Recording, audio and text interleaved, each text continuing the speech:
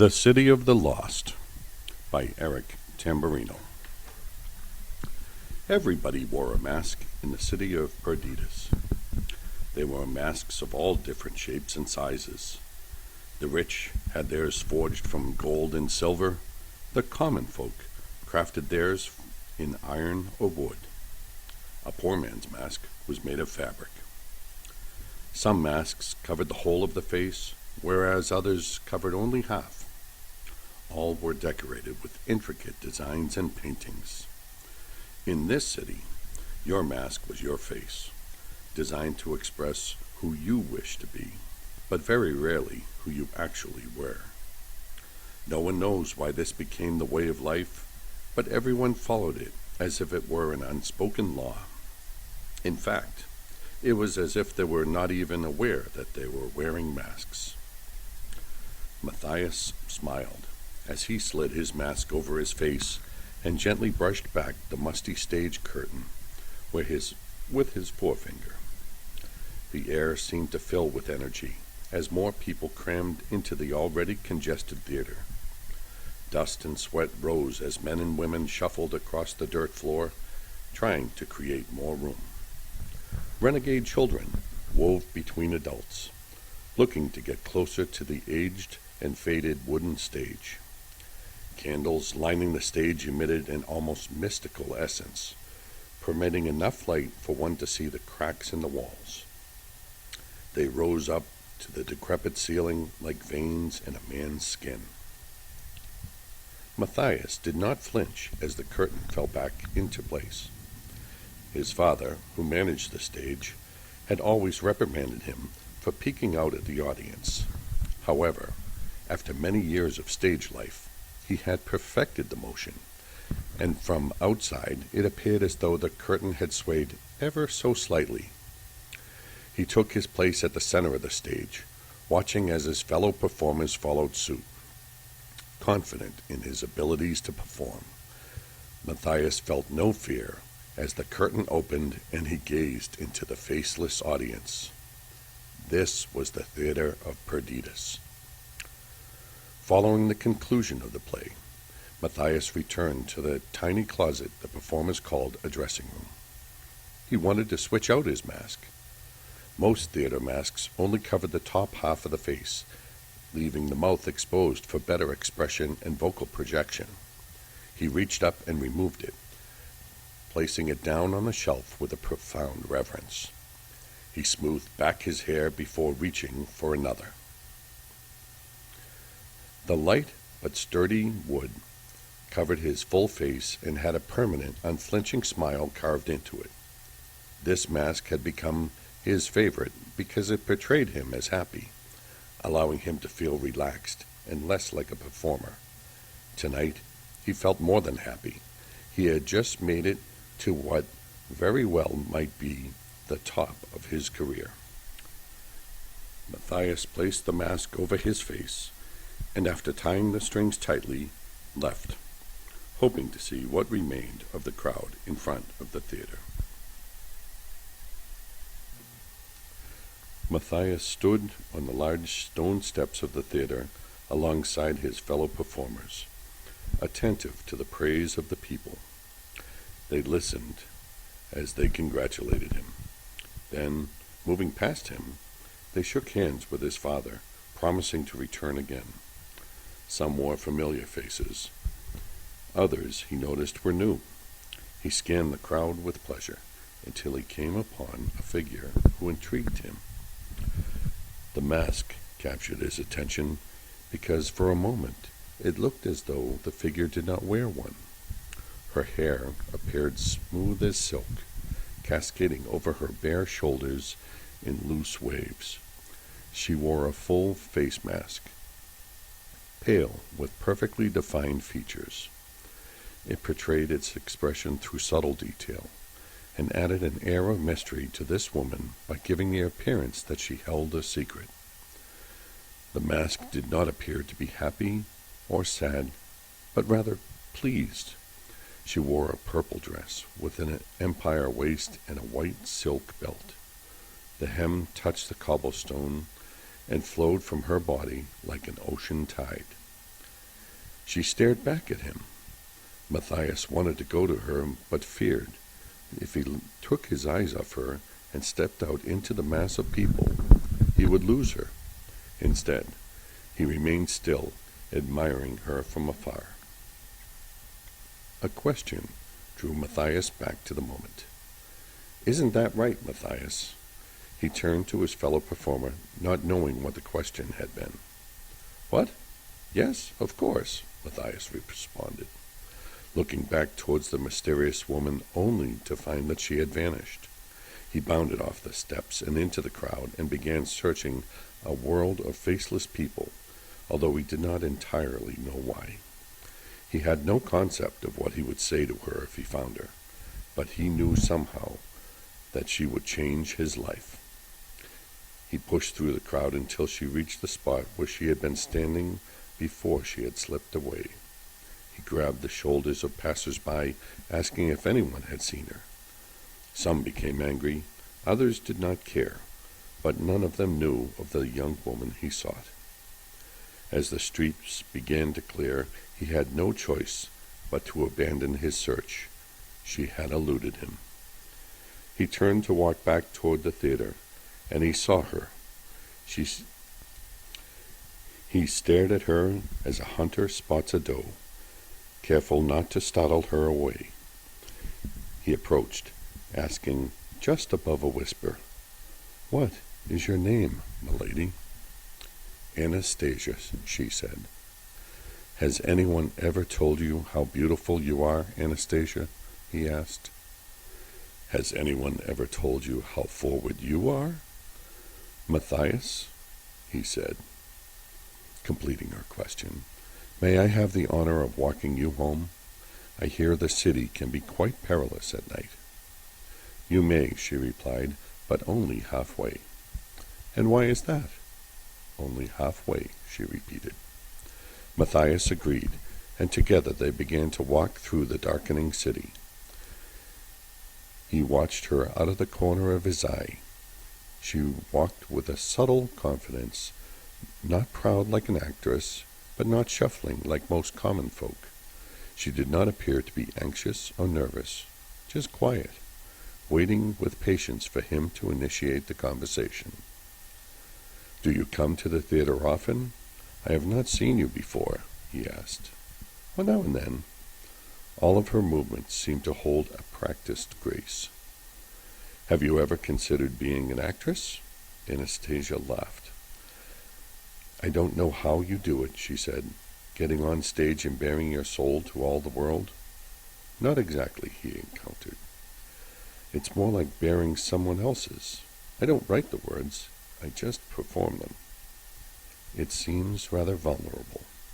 "Well, it can be." "What was the hardest role you ever had to perform?" she asked. And Matthias thought for a moment. "It's from a story called The Seed," he answered. "It's about an unhappy town and a young man who brings seeds to it. Some people want the seeds, others don't, but he is so sure they will bring joy to the community. At the end of the story, it turns out he is a god bringing joy to the earth."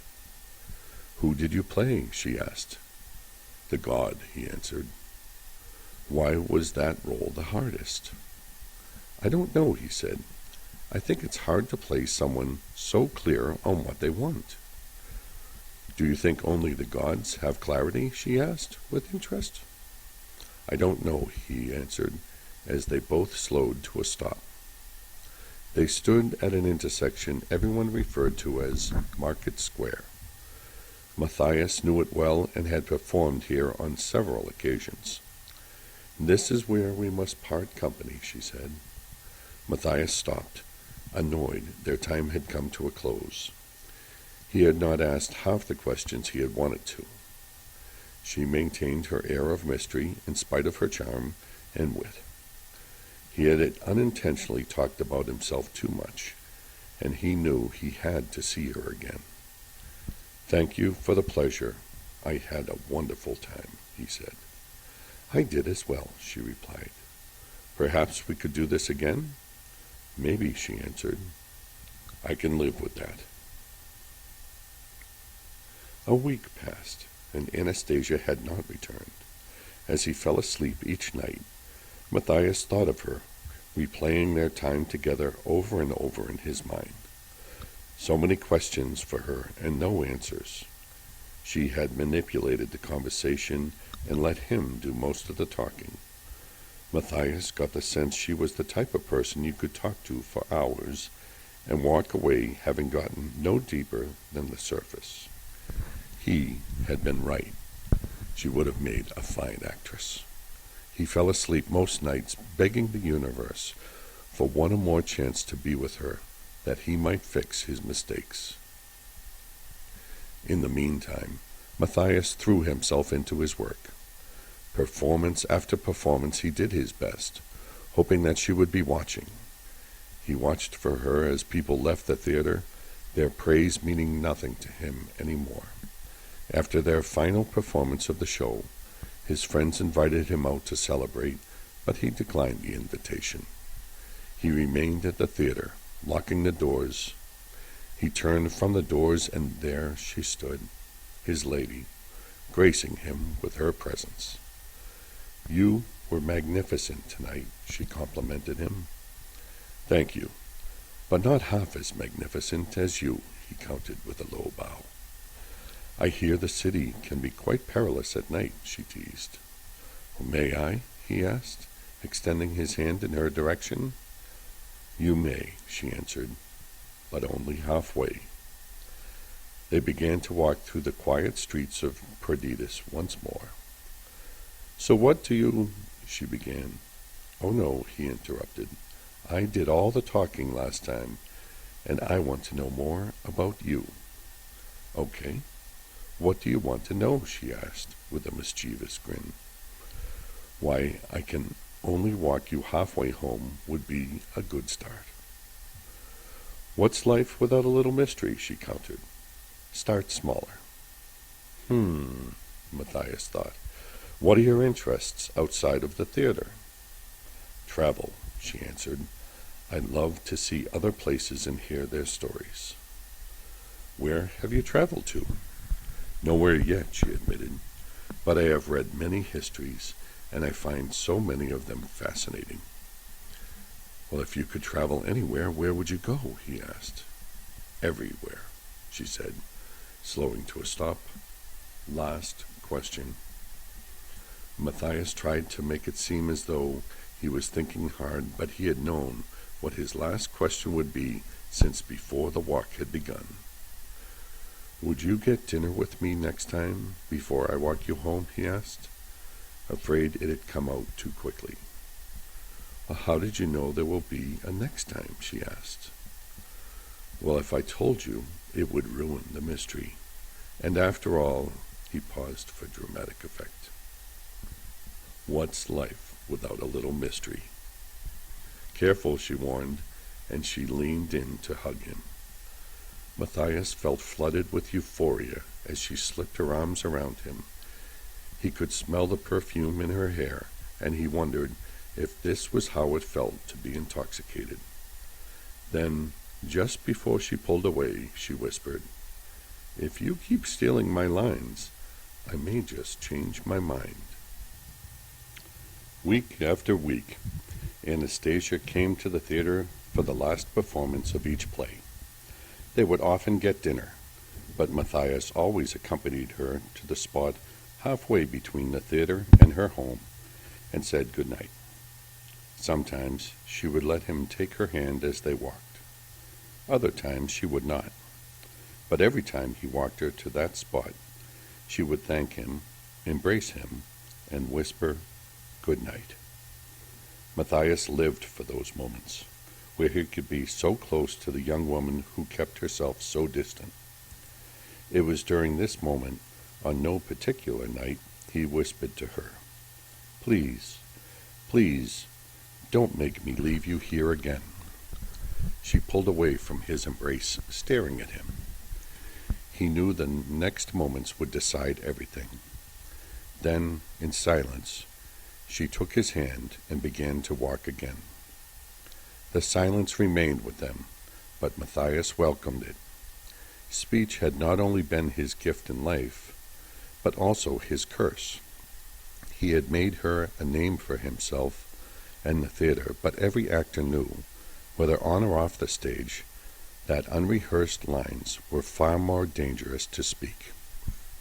Afraid to upset Anastasia or change her mind, he found silence to be his greatest companion for this trip.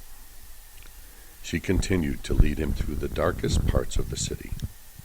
Candles had been extinguished, beggars were in the alleys, and people with far more nefarious intentions skulked in the shadows. "This is a dangerous road. How could you let me leave you all these times? I should have been there with you." "It's all right. You didn't know," she answered, squeezing his hand. They approached the city gate, which had been shut for the evening. She smiled and waved to the guard, who returned the wave before opening the wicket. Anastasia continued to lead Matthias out of the city and into the woods. Deeper and deeper they traveled, until they came upon a cottage. Matthias felt humbled when he saw the place. The untrimmed bushes had begun to grow up the sides of the rather tiny structure, consuming it. A dilapidated wicker bench decorated the front lawn. A dim light leaked from under the door. Matthias wondered if the unkempt little house would look better in the daylight, or if it always looked like a witch's den. He tried to imagine it in its original state. It would have been small, the colors vibrant, the bushes trimmed, with a beautiful bench for her mother and father to sit on in nice weather. Matthias kept all these thoughts to himself and tried to expel them from his mind as they approached the door. At times like these he realized just how grateful he was for his mask. "It's late. Would you like to come in and have something to eat?" Anastasia asked. Matthias agreed, worried it would be impolite to decline the invitation. Anastasia pushed open the door and let Matthias into the house. The temperature shifted from a permeating cold damp to a dry warmth where it seemed to blanket his body. A large fire burning in the hearth provided heat, and the aroma of freshly cooked stew enveloped him. The interior proved to be much more inviting than the foreboding exterior. A vast assortment of candles provided light to each room. Masks of deceased relatives hung upon the far wall, going back for generations. Handmade cushions and pillows with intricate designs lay upon each chair, and tiny trinkets and figurines were scattered about the house, many far too exotic for Matthias to recognize. Cluttered but cozy, he felt as though he were wading into a lifetime of memories, or perhaps several lifetimes, as he entered the house.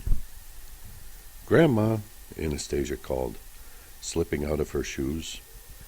She disappeared into a back room, leaving Matthias by the entryway. He waited, unsure of what to do. A few moments passed before Anastasia returned with her grandmother. Matthias stared in disbelief as he realized her grandmother did not wear a mask. "And who is this young man?" her grandmother asked, with a hint of girlish charm. "His name is Matthias, Grandma," Anastasia said. "It's very nice to meet you, Matthias," her grandmother said. "Would you like to have supper with us?"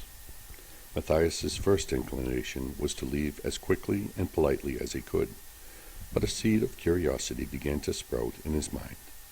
He could leave, or he could stay, and possibly learn the story of the strange woman who did not wear a mask. After a moment's reflection, he realized the invitation had not been so much a question as it was an insistence. His own grandmother had never permitted him to leave until he had eaten something. "That would be lovely," he responded. Over the course of dinner, there were many questions, many answers, and much laughing. Anastasia's mother proved a pleasant conversationalist and more or less normal in spite of the fact that she wore no mask. She told Matthias about her travels as a seamstress when she was young, collecting fine fabrics and making them into beautiful dresses. He listened while she told her many great adventures, glancing over at Anastasia from time to time. It was clear Anastasia had heard the stories many times, but she did not seem weary of them. Her grandmother possessed a painful honesty, which Matthias found to be refreshing.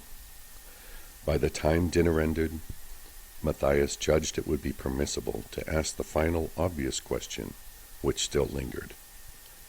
"May I be blunt?" he asked. "Why do you not wear a mask?" "I wore a mask for many years, never truly feeling comfortable with it, so I began to ask myself why I wore it, why I needed it.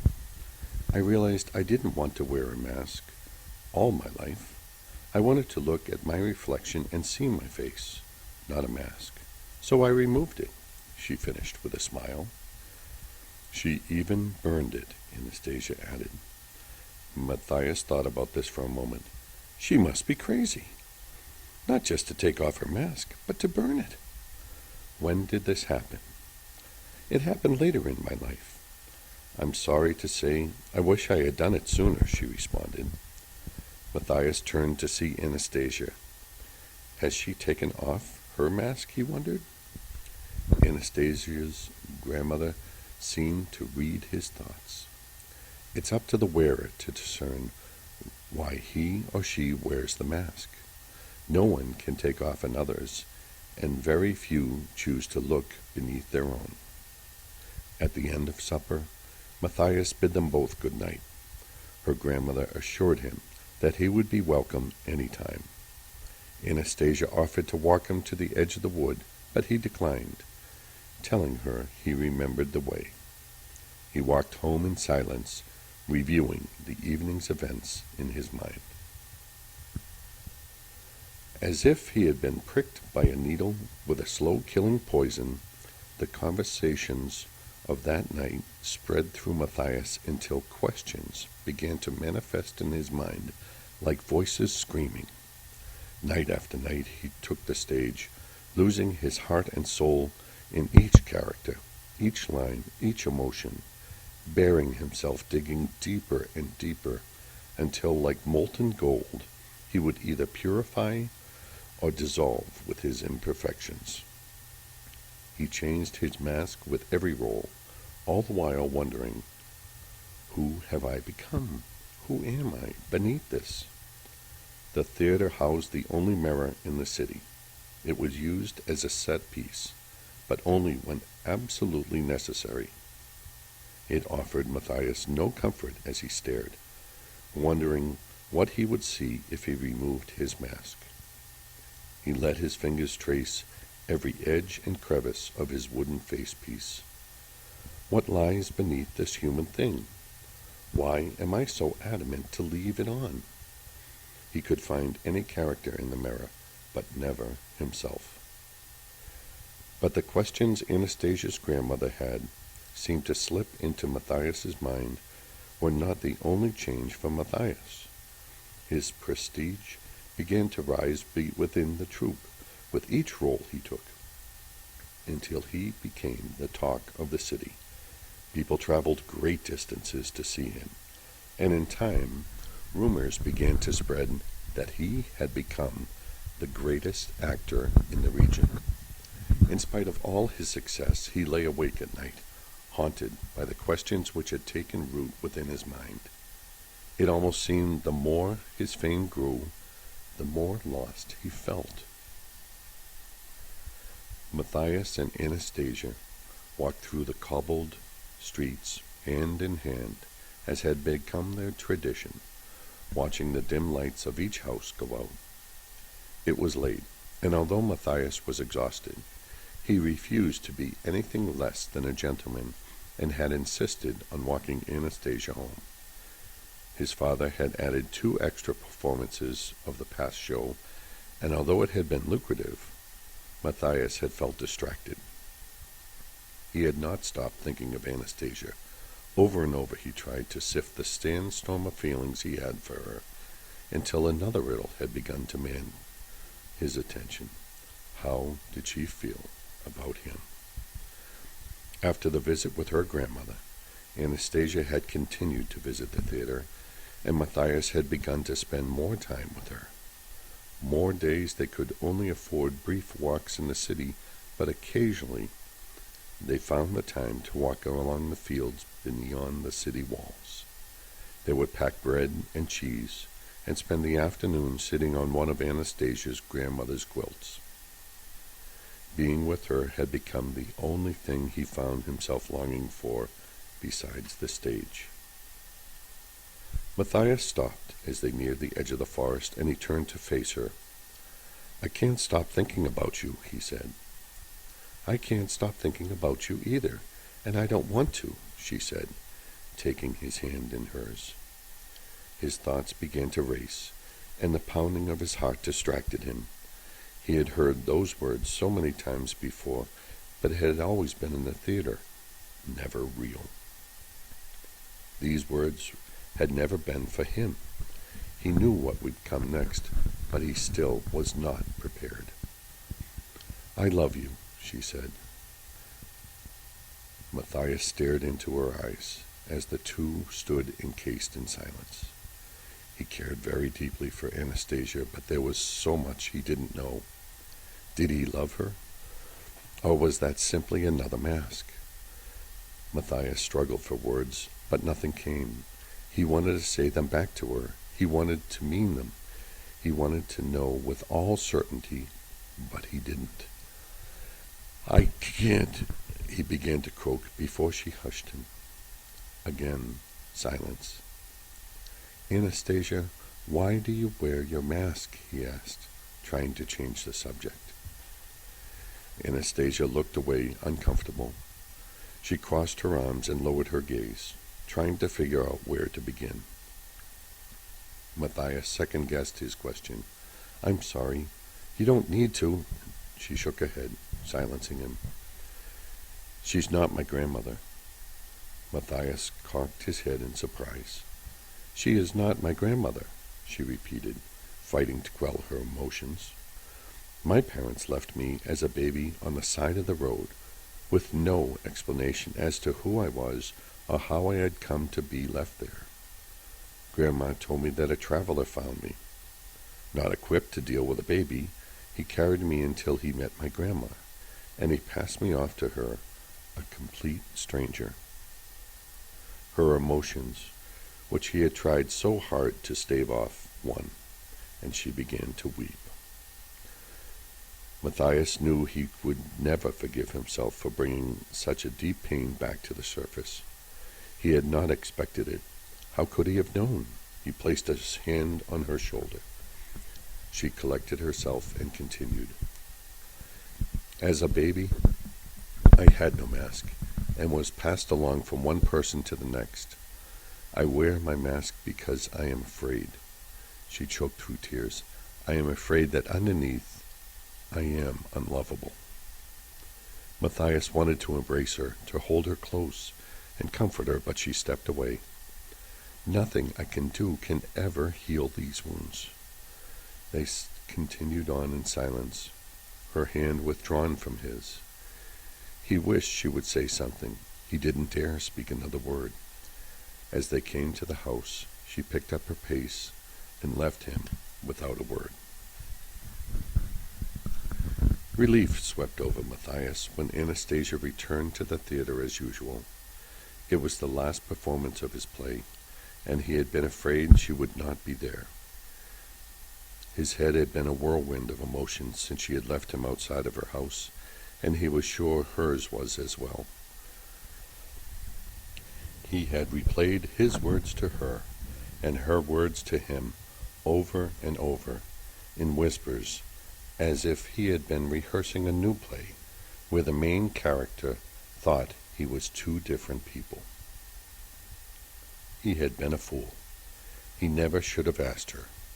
Not only had he not solved the mystery of his feelings for Anastasia, or the greater question of the mask, But now he found himself haunted by the image of a baby on the side of a road, unattended, and it tore at his soul.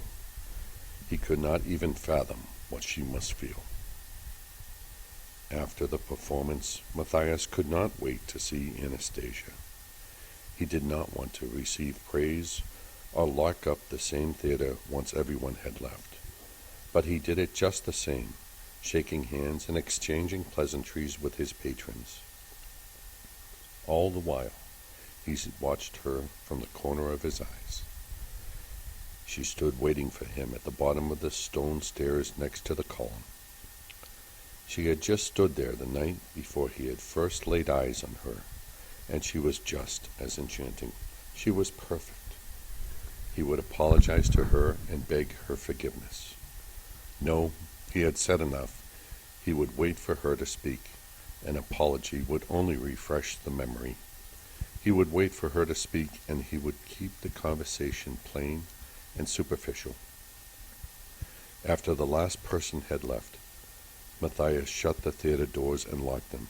He turned to Anastasia and descended the steps. "Hello," she said, her voice like a song. "Hello," he answered, once more debating if he should apologize. Anastasia took him by the hand and pulled him close. "Walk me home," she said, and they began to walk, just as they always did, hand in hand. Neither spoke. They enjoyed the company of the other and the music the night provided. Their feet tapped the cobblestone, and in the distance several drunken men could be heard singing an old dirge. The city was dark, but the clear night offered the guiding light of the moon and a million stars. Matthias noticed none of these things. He focused on Anastasia, the warmth of her hand in his. They passed through the city gate, waved to the guard, and began their journey into the woods.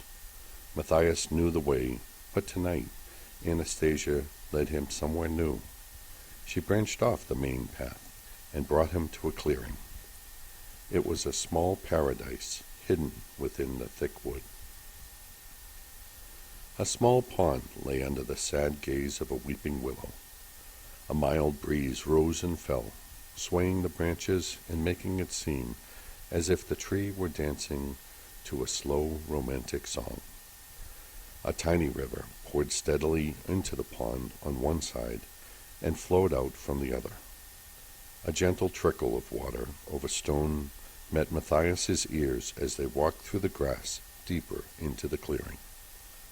Hundreds of fireflies began to rise and float around them like tiny glowing snowflakes. Anastasia lay in the grass by the pond and motioned for Matthias to do the same. She reached for his arm and placed it around her. Then they lay there in silence, looking out into the night sky. "Why do you wear a mask, Matthias?" Anastasia asked. The question caught Matthias off guard. They had lain in silence long enough to watch the moon cross the better half of the sky. It was unlike her to initiate such a deep conversation. Matthias chuckled as he began to piece together his answer. "I have been asking myself that for weeks now. I am not sure why. I grew up in theater. I guess I just like them. I feel like the people I pretend to be, brave warriors and heroes, amusing servants or crafty villains." As he spoke, his mind carried him down the stream of his thought process, and when Matthias reached the end, he began to see the answer. Anastasia knew as his voice trailed off. She reached over and took his hand. "I wear the mask," he continued, "because it's all I have known. When I landed my first role in the theater, my father was so proud of me. Everyone was. As I performed, time after time, the praise never ceased. Deep down, though, I am not a hero or a comedian, like the great ancient men I pretend to be.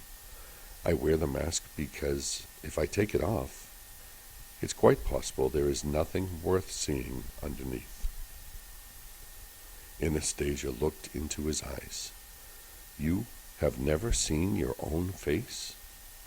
No, he said, toying with her fingers in his hands. Have you? And he knew what her answer would be. She looked away, but he could hear her smile in her voice. I have. I thought about what I told you about my past and my fears, but I also thought about how happy my grandmother is to be herself. So I went to the pond, and looking at my reflection in the water, took off my mask. What did you see? Myself, she exclaimed. Look! And she reached up and slid off her mask. Matthias took one look at her and knew he would be forever plagued by a new question. How could anyone leave her on the side of the road? Has anyone ever told you how beautiful you are? He asked her, and he did only when they had first met. Only you, she said shyly, and Matthias felt his soul move in a way that it had never been moved before. Matthias, would you kiss me? He pulled her close and leaned in until their foreheads touched. You'll have to take off your mask, she whispered. Matthias reached up, but as soon as his fingers touched it, he froze. It had become so comfortable, so familiar, the thought of removing it seemed unthinkable. I don't know what's underneath. I don't know that I can. I will love you no matter what is behind your mask. I promise, she pleaded, taking his hands and kissing them gently. He wondered how it would feel to let her lips touch his. He slid his hands out of hers. I am sorry.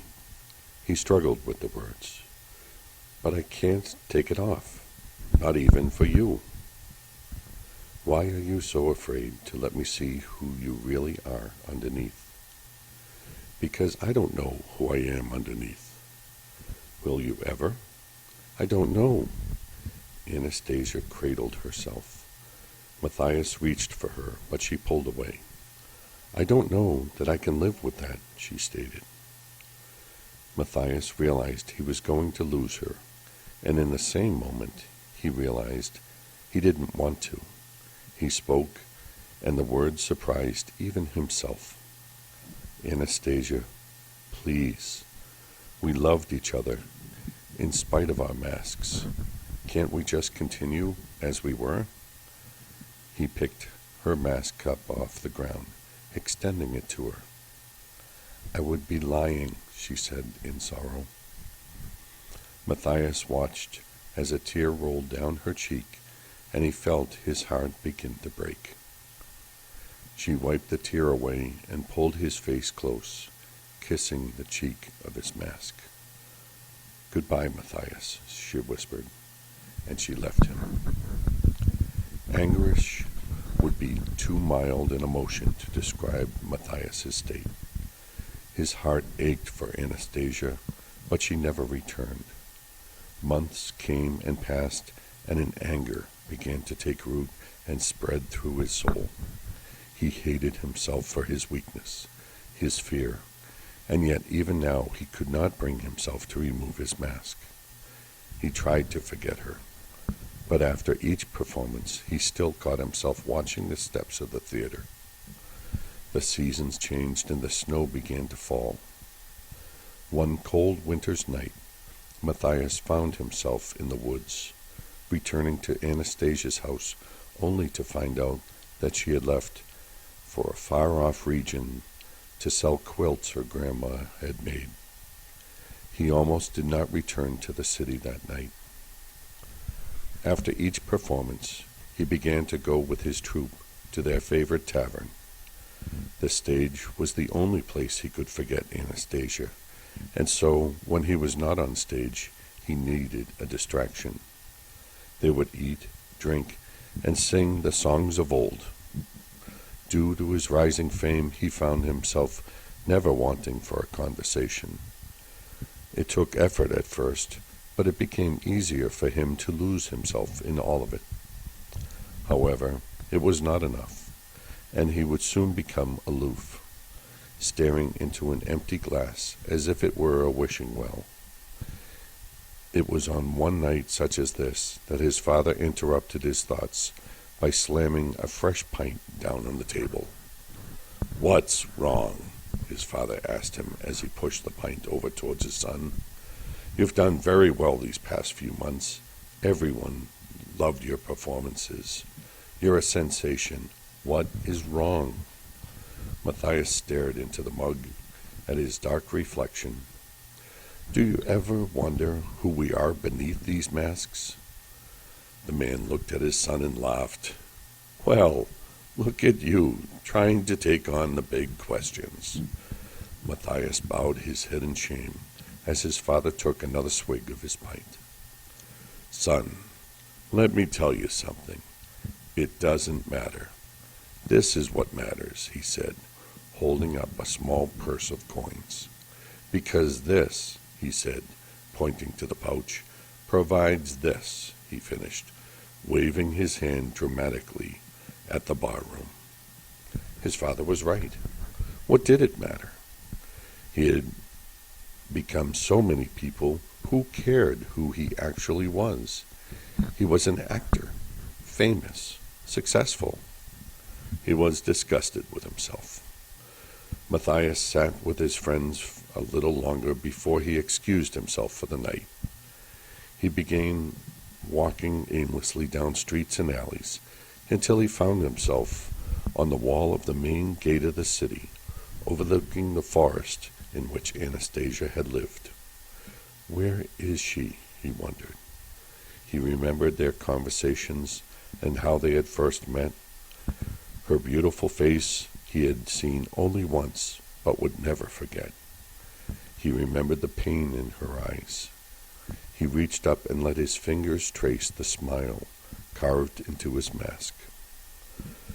"You look like a young man with a lot on his mind," said a voice. Matthias turned to see an older gentleman standing to his left. The man kept his face hidden in the shadows, and Matthias could not make out his mask. He hadn't heard the man approach. A voice on his right said, "It helps to talk sometimes." He turned to see a young boy sitting on the edge of the wall next to him. The child did not wear a mask. Matthias, unsure how either character had gotten there or how to proceed, tried to avoid the invitation. "No one seemed to want to hear about it," Matthias countered. The older gentleman continued to face the horizon. "I have traveled this earth for a long time and seen many things. Tell me what's on your mind, and I may ease the burden for a while." Matthias shrugged. "There is this girl." "There always is," chuckled the older man.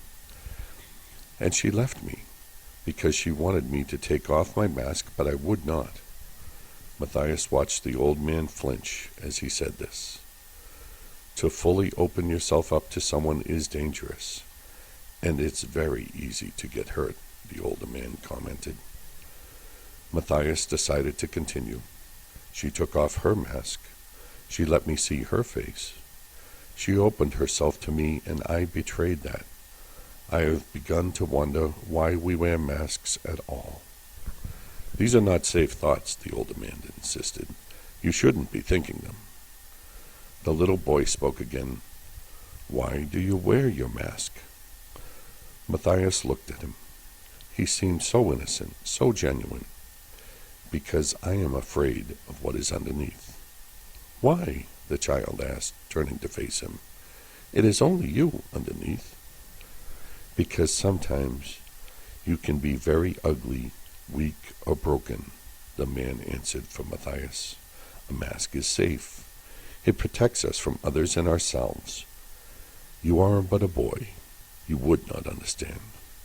The man reached into his bag and took out a mask. He handed it to Matthias. "This will protect you." Matthias took it in his hands, examining the unidentifiable material from which it had been created. It seemed more like a helmet than a mask. It had no face. I don't understand. Shouldn't a mask portray how you wish to appear? This one has no face at all. Exactly, the man said, excitement in his voice. It's perfect. It adapts. It is a magic mask. You never have to take it off. Magic as in a curse? Matthias asked. Curse or gift? It's a matter of perspective, the old man said, shifting his hands like a scale. Matthias shot him a skeptical look. How do you feel deep inside? The man asked him. Sad, Matthias answered. The mask began to squirm in Matthias's hands. Surprised, he dropped it, only to catch a glimpse of the face it had made before hitting the stone. The amorphous material had shaped a face for itself, a sad face. It hit the stone and returned to its original state of facelessness. The old man cackled as Matthias approached the mask with caution and picked it up again. What do you want people to see, even though you feel sad? The old man asked. Happiness, Matthias answered, and watched as a smile almost split the mask in two. This is beautiful, he said in awe. Perfect for a performer like yourself, the old man stated. Matthias looked to the young boy, who had been quiet for some time. The mask doesn't make the man makes the mask, the child whispered. Go ahead, the old man shouted. Put it on. Matthias turned away so neither would see his face. He slipped off his mask, then put on the helmet. It felt as though he had plunged into a steadily moving river. There was no pain, just a gentle sensation that washed over his face, searching for all of his secrets. The exterior of the mask began to move, twisting and turning into hideous contortions, testing each emotion until finally it rested on a subtle grin. Matthias turned back to both the old man and the child, and they were gone. Due to the nature of this mask, he never had to take it off, and he never did. A year passed, and Matthias still found no peace. Matthias continued performing at the theater in Anastasia's absence. He had become a renowned actor throughout the region and places beyond. When a terrible plague struck Perdidas, Matthias's father decided to take their troupe on the road. As the plague continued to spread, they traveled further to distant parts of the world. The troupe made a lot of money, and Matthias's fame continued to grow. He became the envy of all men, known and defined by the mask he had chosen. He attended parties and made many acquaintances, but no matter where he went, he always stopped by local shops, looking for quilts, or more accurately, a quilt seller. He often wondered what had become of Anastasia and what could have been. What if I had just taken off my mask? What if I had let her in completely? What if I had stayed with her? Then maybe I could be the one kissing her. One night, he decided he wanted nothing more to do with masks. But when he tried to take his off, he could not. A king by the name of Solomon heard of Matthias and his enchanted mask. Although he lived quite a distance away, the king requested that Matthias's troupe perform for his private party. Matthias's troupe packed up and traveled very far to perform for his majesty.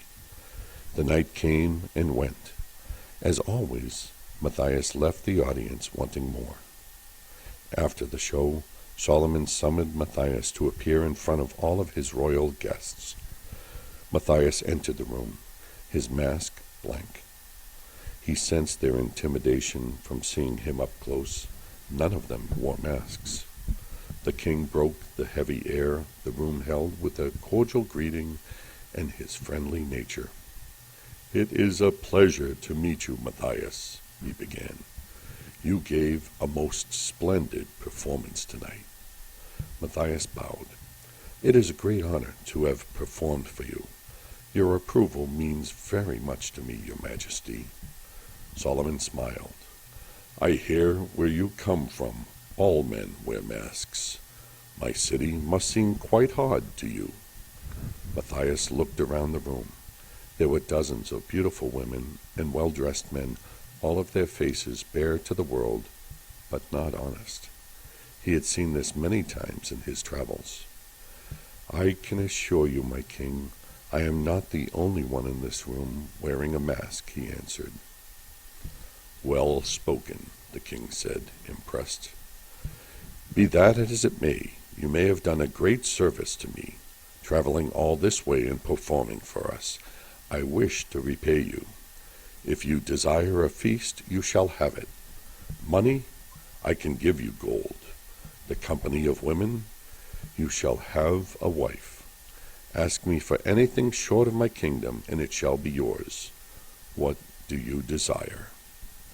Matthias let his head sink. "With all due respect, what I desire, no one can give me." Everyone remained silent, unsure of how to react to this statement. The king shifted his weight, intrigued. "And what is it that you desire?" "A young boy once told me, the mask doesn't make the man makes the mask." I did not understand what he meant at the time, but he tried to warn me. Our masks represent us. We must be careful which ones we choose to make our own. Some masks are easy to put on, and some can be very hard to take off. My king, although no one will understand it, my desire is to be free of my mask." Everyone looked at Matthias with looks of disbelief or disgust. They only understood the desire for riches, not for truth, except Solomon.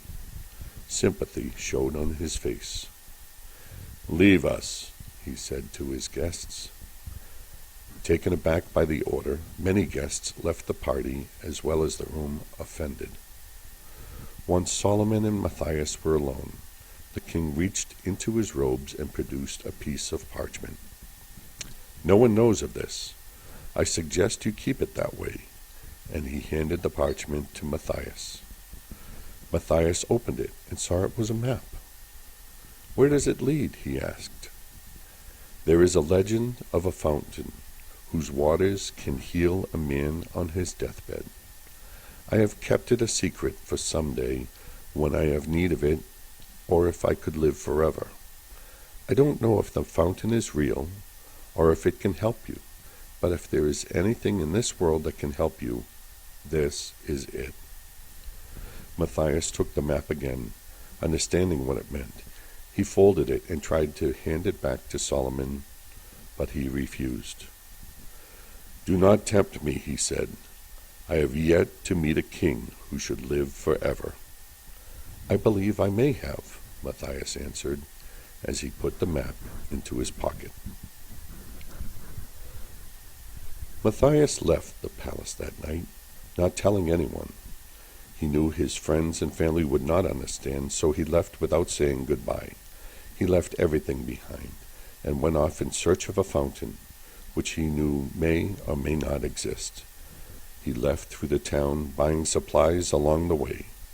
He followed the map for days, and it brought him away from the city, away from all life in general. The few people he met along the road did not ask the nature of his journey, and when the roads began to end, Matthias found himself crossing a desert. He continued on, in spite of these things, even when the water supply ran dry, knowing if nothing changed he would die. The sun continued to rise high, and Matthias fell to his knees exhausted. He felt the sand burn over his body as the wind rose and he fell to the ground. "I was a fool chasing this thing, not because I knew it was real, but simply because I wished it to be. I will die out here." He looked up to see a small pond of water in front of him. He threw himself into the watering hole, drinking greedily. He restocked his water supply, and in spite of his desire to turn back, he forged ahead. Shortly after, he found a deserted ancient palace, and in the palace he found the fountain. Although he could not see anyone, Matthias descended the steps leading to the fountain with caution, assuming there would be a guardian of the mystical water. He watched as the water trickled out of the spigots and into the body of the fountain. On the top rested a torch, burning over the water, which seemed to emit a sweet fragrance. Matthias stared at it for a moment, admiring the intricate artwork. Then he approached it and looked down at his reflection in the water. He saw his mask, and he saw a boy and an older gentleman. He quickly jumped back. The man stood next to where he had been, still looking down into the water, hiding his face. The boy, on the other hand, sat on the edge of the fountain facing Matthias. "Why are you here?" the man asked, upset. "Is my mask not good enough?" "I'm afraid it's too good. I have worn this mask for far too long. I wish to know who I am," Matthias answered defiantly. "What if I give you another mask?" the older man pleaded. "It's too dangerous, Matthias, to see what's underneath. It could be anything." Matthias felt fear creep into his heart once more. I could be anything. I could be nothing. But he expelled the thoughts. At least I will be genuine. He looked to the young boy, who once again whispered under the overdramatic cries of the man. He spoke only 2 words. "Matthias, come." Matthias approached the fountain again.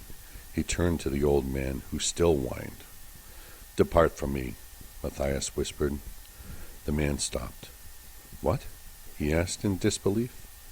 "Depart from me," Matthias shouted. The old man turned to face Matthias and cried out as he began to disappear. Matthias felt his stomach churn and his heart race. The man wore no mask. The man, screaming at him in outrage, had no face. The man disappeared, and the screaming stopped abruptly. Matthias sank to the floor panting. "I could have ended up like him." He turned to face the boy, as though the boy could hear his thoughts. The little boy looked at him and smiled a warm smile and pointed to the fountain. Matthias then remembered his whole purpose for being here. He stood up and faced the waters. He saw the blank mask staring back at him. Then, in a moment of faith, he lowered his head and plunged it deep into the water. At first it felt like ice, and then it burned like fire. He could feel the mask shifting over his skin. He reached into the fountain to take it off. His hand tugged, and it felt as though he was going to tear his own face off. He screamed under the water as it began to let go of the flesh it had come to know so well. He peeled it off, leaving it in the fountain with so many others he had not noticed before. He pulled his head out of the fountain and felt the wondrous sensation of the water running down his skin. He looked to the boy, who smiled and said a single word. "Look." Matthias smoothed back his hair and looked into the fountain. There he saw himself, beautiful and genuine, and he found peace.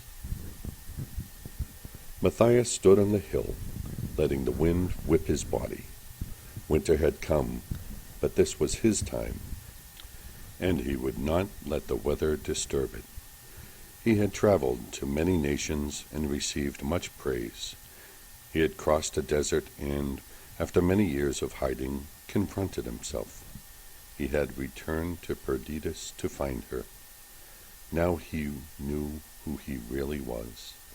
Now he had no need for masks. He wanted her to know that he had removed the mask. He returned to her grandmother and she had sent him here to the hill overlooking the city, the hill with the stone which read, "Here lies Anastasia, beloved wife, taken by the plague." And next to it laid another stone which read, "Here lies Jason, beloved husband, taken by the plague." Matthias bowed his head in a moment of silence. "So this is the man who got to kiss your lips." He knew they had been happy together. Anastasia's grandmother had told him as much.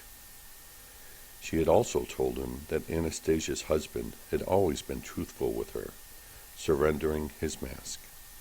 Matthias had been happy to hear these things. He remembered the night Anastasia had left him. He could still see her face. He could still feel her hands as she kissed the cheek of his mask. He could still hear her voice saying, "Goodbye, Matthias." He let one tear roll down his cheek and land on the ground before her stone, letting it be his kiss goodbye. "Goodbye, Anastasia," he whispered, and he left.